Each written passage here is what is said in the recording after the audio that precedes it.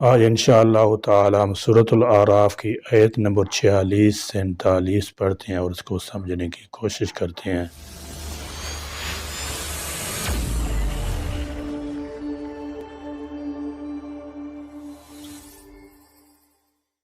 اعوذ باللہ من الشیطان الرجیم، بسم اللہ الرحمن الرحیم۔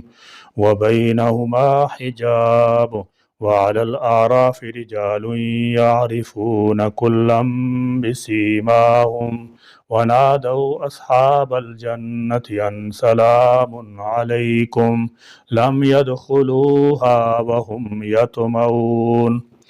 وَبَيْنَهُمَا، اور درمیان ان دونوں کے حجاب پردہ ہوگا۔ اللہ تعالیٰ جل شانہ نے فرمایا وَبَيْنَهُمَا حجاب، ان دونوں کے درمیان حجاب ہوگا۔ سورہ حدید میں سے ایک بڑی فصیل سے تعبیر کیا گیا ہے جو منافقین اور مومنین کے درمیان حائل ہوگی۔ اس فصیل کی ایک طرف خدا تعالیٰ جل شانہ کی رحمت ہوگی اور دوسری طرف عذاب ہوگا۔ بعض مفسرین کرام رحمۃ اللہ تعالی علیہم فرماتے ہیں کہ یہ حجاب بھی وہی چیز یعنی ایک بڑی فصیل ہے جو سورہ حدید میں بیان ہوئی ہے۔ وَعَلَى الْأَعْرَافِ رِجَالٌ، اور آراف پر کچھ لوگ ہوں گے۔ آراف اونچے مقام، پہاڑیاں، اونچی دیوار کو کہتے ہیں، اور حجاب بھی اسی کا دوسرا نام ہے۔ ایک طرف جنت کا نظارہ ہوگا اور دوسری طرف جہنم کا۔ ویسے آراف اور معروف نیکی کو بھی کہا جاتا ہے، اور نیکی میں اونچائی کا مفہوم پایا جاتا ہے۔ آراف خوشبو کو بھی کہتے ہیں جس میں بڑی مہک پائی جاتی ہے۔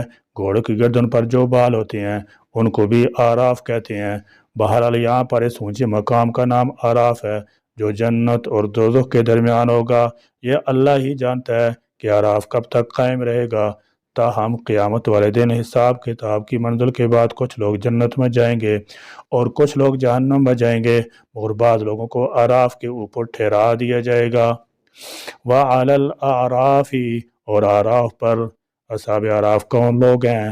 اس کے متعلق بہت سی اقوال ہیں، جن میں سے بعض راجح تر یہی قول ہے کہ یہ وہ لوگ ہوں گے جن کی نیکیاں اور برائیاں برابر برابر ہوں گی۔ وہ اس مقام پر مقیم ہوں گے۔ ان کی ایک طرف اہل جنت ہوں گے جنہیں وہ ان کی نورانی چہروں کی بدولت پہچانتے ہوں گے، اور دوسری طرف اہل دوزخ ہوں گے جن کی روسیائی اور کالی کلوٹی رنگت کی بنا پر انہیں بھی پہچانتے ہوں گے۔ رجال، کچھ لوگ ہوں گے، یعرفون، وہ پہچانتے ہوں گے، کلن، ہر ایک کو، بسیماہم، ان کی خاص علامات سے، سیماؤن، کہ میں نے علامت کے ہیں۔ جنتیوں کے چہرے روشن اور تر و تازہ، اور جہنمیوں کے چہرے سیاہ اور آنکھیں نیلی ہوں گی۔ اس طرح وہ دونوں قسم کے لوگوں کو پہچان لیں گے۔ یہ کون ہوں گے؟ ان کی تعیین میں مفسرین کرام رحمۃ اللہ تعالی علیہم کے درمیان خاصا اختلاف ہے۔ اکثر مفسرین کے نزدیک یہ وہ لوگ ہوں گے جن کی نیکیاں اور برائیاں برابر ہوں گی۔ ان کی نیکیاں جہنم میں جانے سے اور برائیاں جنت میں جانے سے مانے ہوں گی، اور یوں اللہ تعالی جل شانہ کی طرف سے قطعی فیصلہ ہونے تک وہ درمیان میں معلق رہیں گے۔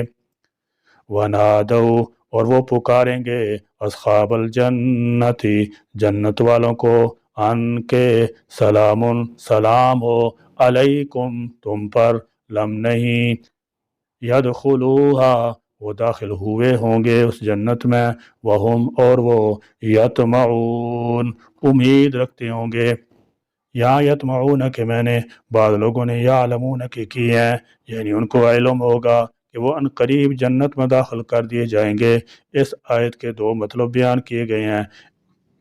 اس آیت کا مطلب ہے کہ جو لوگ جنت میں داخل ہو چکے ہوں گے انہیں دیکھ کر اصحاب اعراف انہیں سلام علیکم کہیں گے، اور ان اصحاب اعراف کی اپنی کیفیت یہ ہوگی کہ وہ بھی جنت میں داخل ہونے کی توقع رکھتے ہوں گے۔ دوسرے یہ کہ کئی اہل جنت ابھی حساب کتاب سے فارغ نہ ہوئے ہوں گے، مگر اصحاب اعراف ان کے نورانی چہرے دیکھ کر پہچان لیں گے کہ وہ جنتی ہیں، تو انہیں سلام علیکم کے بعد جنت کی خوشخبری دیں گے۔ اور ان حساب کتاب مشغول لوگوں کی اپنی کیفیت یہ ہوگی کہ گو وہ بھی ابھی تک جنت میں داخل نہ ہوئے ہوں گے، تاہم وہ اس کی امید ضرور رکھتے ہوں گے۔ فرمایا آراف پر کچھ مرد ہوں گے، یعرفون کلم بسیماہم، جو ہر ایک کو پہچانیں گے کہ یہ جنتی جا رہے ہیں اور یہ دوزخی ہیں، ونادوا اصحاب الجنتی، وہ اہل جنت کو پکاریں گے ان سلام علیکم کہ تم پر سلامتی ہو۔ اصحاب اعراف لوگ اہل جنت کے لیے تو سلامتی کی دعا کریں گے، مگر ان کی اپنی حالت یہ ہوگی لم یدخلوها کہ وہ خود تو بھی جنت میں داخل نہیں ہوئے ہوں گے، ابھی مقام اعراف پر ہی رکے ہوں گے، وہم یطمعون، البتہ وہ جنت میں جانے کے خواہشمند ضرور ہوں گے، ابھی تک ان میں جنت میں جانے والی صلاحیت نہیں ہوگی۔ پھر جب ان کی بہیمیت مغلوب ہو کر ملکیت ظاہر ہو جائے گی اور اس میں عالم مقدس کو سمجھنے کی اہلیت پیدا ہو جائے گی، تو اللہ تعالی جل شانہ انہیں اپنی رحمت سے جنت میں داخلے کی اجازت دے دیں گے۔ وَإِذَا صُرِفَتْ أَبْصَارُهُمْ تِلْقَاءَ أَصْحَابِ النَّارِ قَالُوا رَبَّنَا لَا تَجْعَلْنَا مَعَ الْقَوْمِ الظَّالِمِينَ۔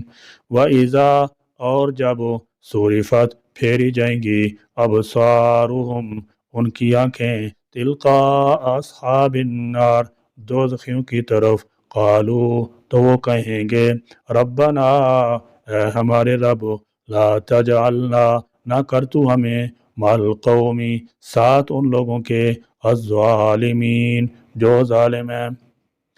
جنت دوزخ کے درمیان ایک دیوار ہوگی، البتہ قرآن مجید کی مختلف آیات اور احادیث کو سامنے رکھنے سے اندازہ ہوتا ہے کہ کچھ ایسے راستے یا روشن دان بھی ہوں گے جن سے یہ ایک دوسرے کو دیکھ سکیں گے اور بات چیت کر سکیں گے۔ اسی دیوار کے بالا یہ سقواراف کہتے ہیں۔ حدیث سے معلوم ہوتا ہے کہ جن لوگوں کی نیکیاں اور برائیاں برابر ہوں گی ان کی جگہ اعراف ہوگی جو بالآخر جنت میں داخل کر دیے جائیں گے۔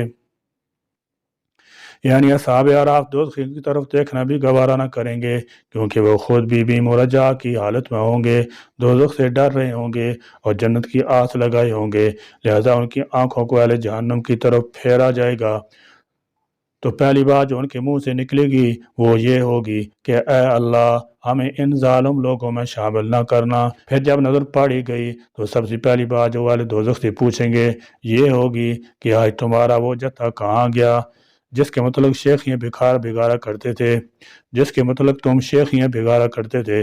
جیسے کہ جب سورہ مدثر کی آیت نازل ہوئی کہ دوزخ پر 19 دروغے مقرر ہیں تو کافر کہنے لگے کہ ہم تو ہزاروں کی تعداد میں ہیں، ہم میں سے 10 آدمی بھی ایک کا مقابلہ نہ کر سکیں گے۔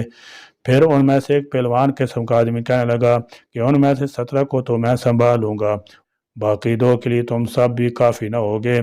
اور دوسری بات وہ اہل دوزخ سے کہیں گے کہ دیکھ لو جنت میں وہی لوگ جا رہے ہیں جنہیں تم فقیر، مسکین اور غلام کہہ کر حقیر سمجھتے تھے اور کہتے تھے کہ ایسے لوگوں پر اللہ تعالیٰ کی رحمت کیسی ہو سکتی ہے، اور اگر ہونا ہوتی تو یہاں اس دنیا میں بھی اس رحمت کا کچھ حصہ انہیں مل جاتا۔ انہیں سے یہ کہا جا رہا ہے کہ آج بلا خوف خطر جنت میں داخل ہو جاؤ۔ اس طرح اصحاب اعراف اہل دوزخ پر ان کی کذب بیانی، ان کے تکبر اور غلط تصورات کو واضح کر دیں گے۔ مولا کریم اپنے کرم سے ہم کو اصحاب الجنہ میں شامل فرما لیں اور جنت کی نعمتوں سے ہم سب کو سرفراز فرما دیں، اہل دوزخ سے ہم کو علیحدہ رکھیں اور عذاب نار سے ہم کو بچا لیں۔ یا اللہ اس دنیا کی زندگی میں ہمیں ایمان کے ساتھ ان اعمال صالحہ کی بھی توفیق عطا فرما دے کہ جو آپ کی خوشنودی اور رضا کا باعث ہوں، اور ان اعمال افعال سے بچا لے کہ جو آپ کے غضب اور غصہ کا باعث ہوں۔ یا اللہ یہ آپ ہی کی تائید اور توفیق سے ممکن ہے۔ ایاک نعبد و ایاک نستعین، آمین، وآخر دعوانا الحمد للہ رب العالمین۔